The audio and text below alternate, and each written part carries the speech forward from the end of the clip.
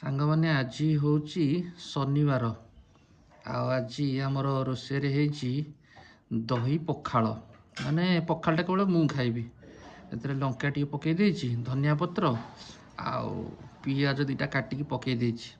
ଆଉ ପଖାଳକୁ ଏପଟେ ରହିଲା ଆଳୁ ଚୋଖା, ଏଥିରେ ସୋରିଷ ତେଲ, ପିଆଜ ଆଉ କଞ୍ଚା ଲଙ୍କା ତାକୁ ପୁରା ଭଲ ଭାବରେ ପୁରା ବାଗେଇକି ଦଳି ଦେଇଛି।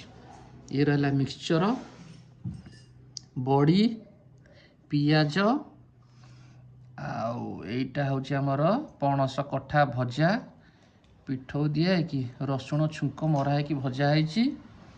ଇଏ ରହିଲା ଭେଣ୍ଡି ଆଉ ବାଇଗଣ ଭଜା, ଆଉ ଏଇଟା ହେଉଛି ଶାଗ ଭଜା। ଏଇଟା କେଉଁ ଶାଗ? ଏଇଟା ହେଉଛି ବାମ୍ବଡ଼ା ଶାଗ। ବାମ୍ବଡ଼ା ଶାଗ ଭଜା, ଶୁଖିଲା ଲଙ୍କା ପକା ହେଇକି ଭଜା ହେଇଛି। ଆଉ ଇଏ ରହିଲା ପାଚିଲା ଆମ୍ବ। ଆଉ କ'ଣ ଦରକାର? ଆଉ କିଛି ଦରକାର ନାହିଁ। ଚାହିଁଲେ ସବୁ ଦରକାର, ଚାହିଁଲେ କିଛି ଦରକାର ନାହିଁ। ସେଥିରେ ପୁଣି ପଖାଳଟା ବଢ଼ା ହେଇଛି କଂସାରେ। ଓଃ ବଢ଼ିଆ ଲାଗିବ। ଲଙ୍କା ଆଉ ନଥିଲା।